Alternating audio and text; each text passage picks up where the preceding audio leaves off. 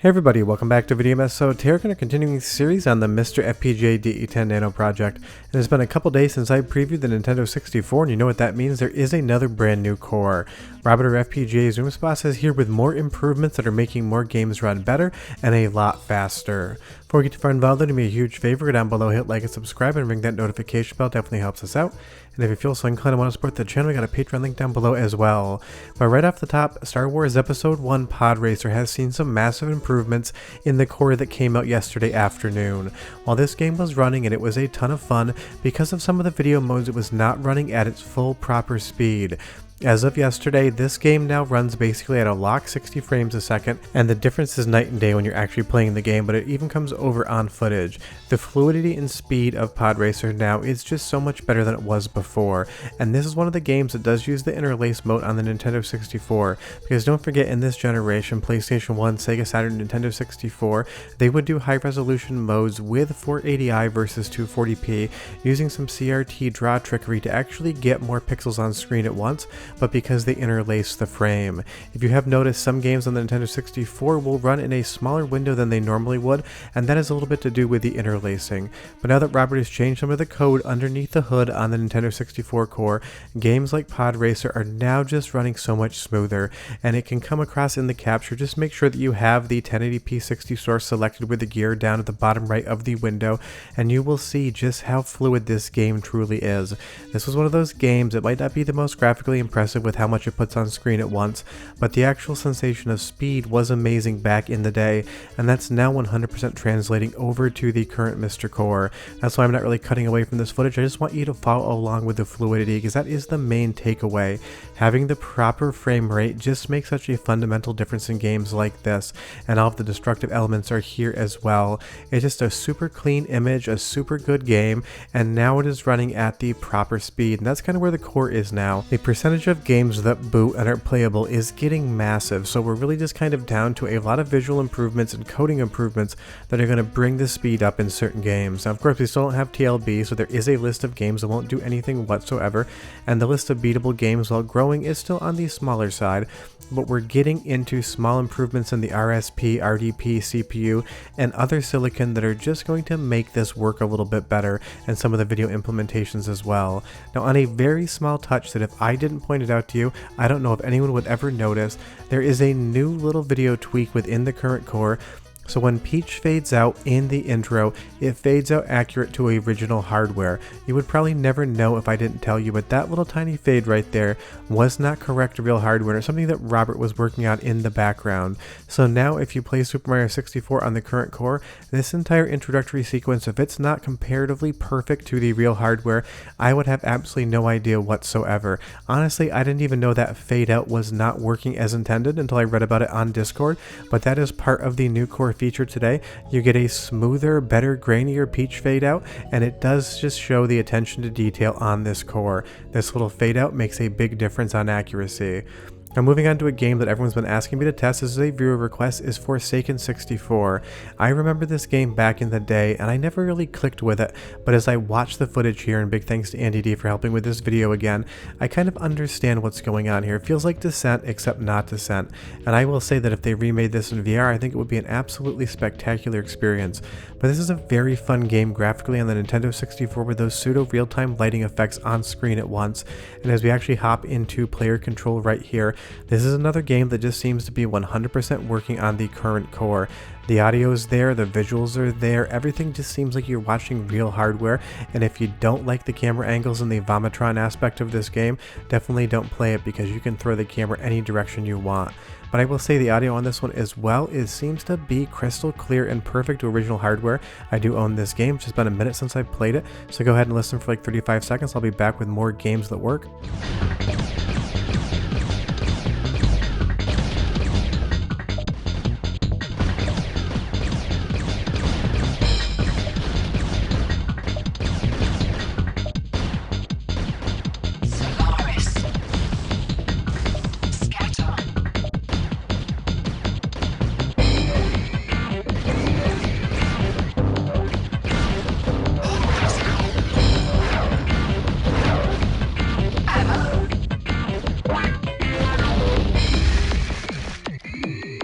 Now, if you weren't wearing headphones, it may have been harder to detect, but when you shoot your lasers off in Forsaken 64, there's a really good stereo separation that's going to put that missile sound effect in the left and right channel back and forth to give you the sensation of your head being in the middle of those shots. And that is 100% working on the current core. It's really nice usage of that stereo separation.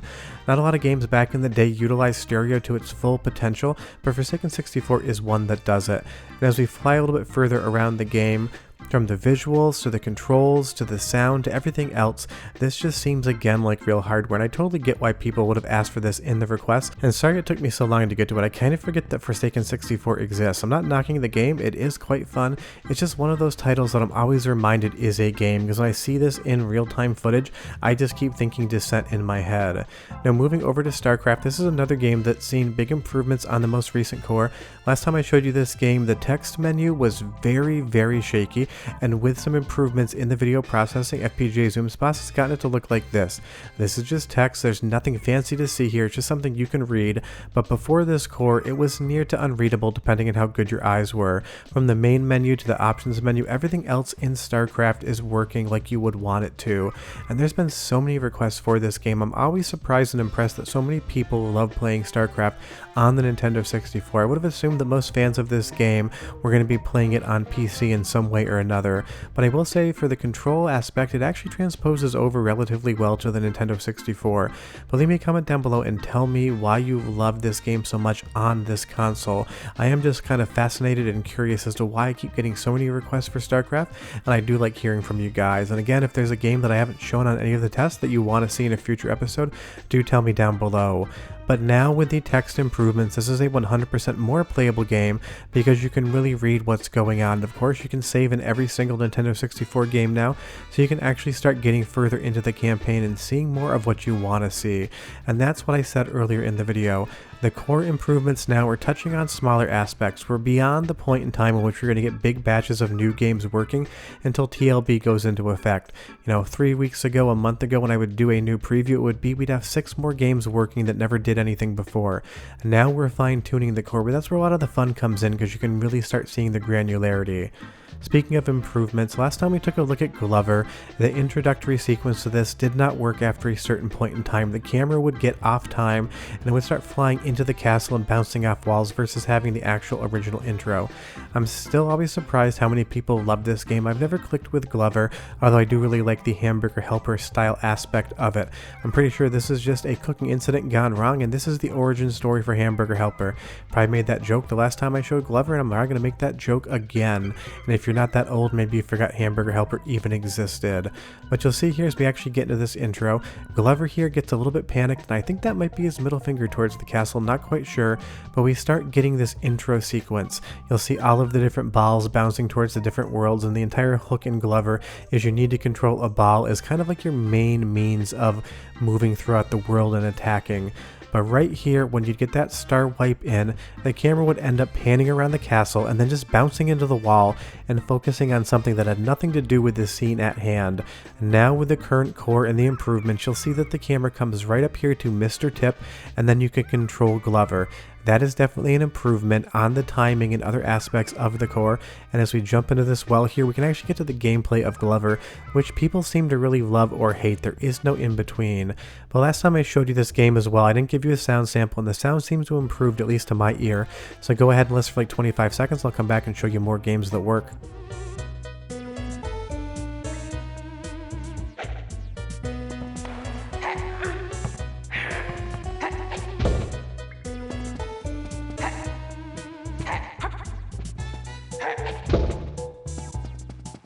Yeah, the sound seems exactly like Glover should sound on real hardware, and the gameplay is identical as well, which is to say always confusing and you're never 100% sure what is going on in the game. So leave me a comment down below if you really love Glover. Tell me how I should be playing this, or maybe I should just go watch Lethal Weapon and see what Danny Glover's up to, because just like Murtaugh, maybe I'm just getting a little bit too old for this you-know-what.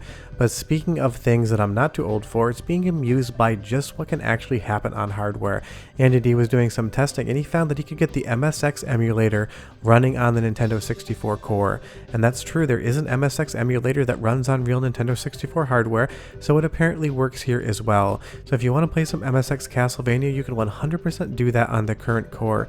It is always fun to see all the little fringe things that console hardware is capable of, and because the core is getting so accurate compared to real hardware, you can do stuff like watch the introductory sequence to Metal Gear Solid 2 on the Nintendo 64 core on MiSTer FPGA. Sure, there's an MSX core and you could totally see it do that as well, but there's just something weird and charming about seeing these emulators run on hardware from the 90s that is now running on an FPGA chip from like 4 to 5 years ago.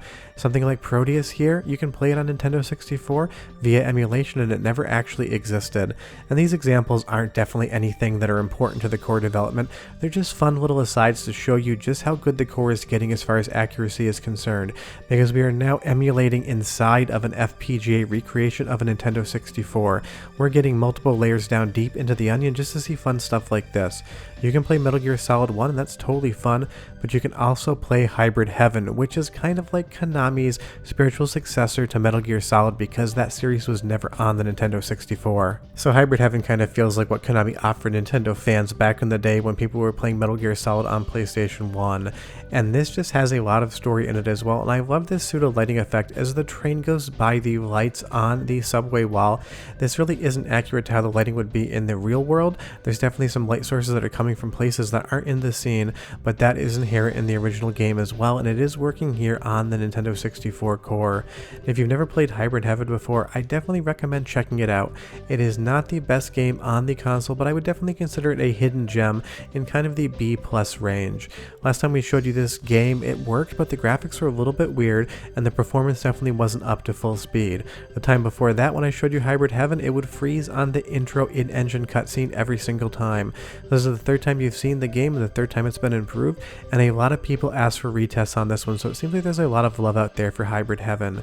But the reason I'm just showing this entire long intro sequence versus cutting through to the gameplay is because when I compare the core to real hardware, when it is done, I will use sequences like this that are locked without player control to show whether or not the core is maintaining timing with original hardware. But honestly, having watched some clips side by side, I do already find it to be accurate. I'm just not ready to compare it quite yet. But if you want to compare something, go ahead and compare the next sound sample of in-game music to absolutely nothing, because I don't have a real hardware sample to show you. Just go and enjoy it, okay?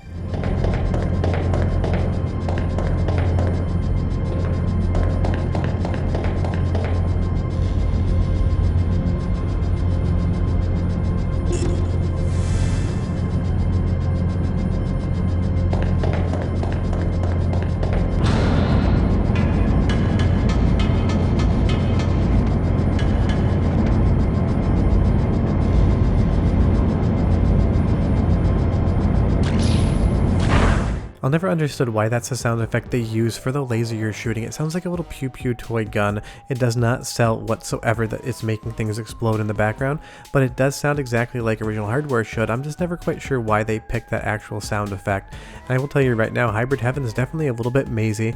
You can get trapped, but the main character in this must be in the NBA, because the vertical leap he puts up right there to be able to crawl back up, if you could jump like that in real life, you'd probably be playing for the Chicago Bulls. But the number one improvement on the current core is what makes Star Wars Episode 1 Pod Racer run at 60 frames a second. I'm assuming they measure in miles per hour wherever this world is, but maybe that's more like 440 something or others. Whatever it is, it feels fast on screen. But that's the current slate of tests on the current Nintendo 64 core. If there's a game you want to see retested or a game that I haven't checked out yet, leave me a comment down below, and I am sure I will get to it in the next few weeks. But this is another awesome core update. It's making so many improvements in speed on certain games and text and readability in others. But we really are getting close to the bug fixing territory of this core outside of the TLB implementation. Short of that, it's Sunday, go play some Nintendo 64. I recommend Bomberman Hero, best game of all time. Bye bye.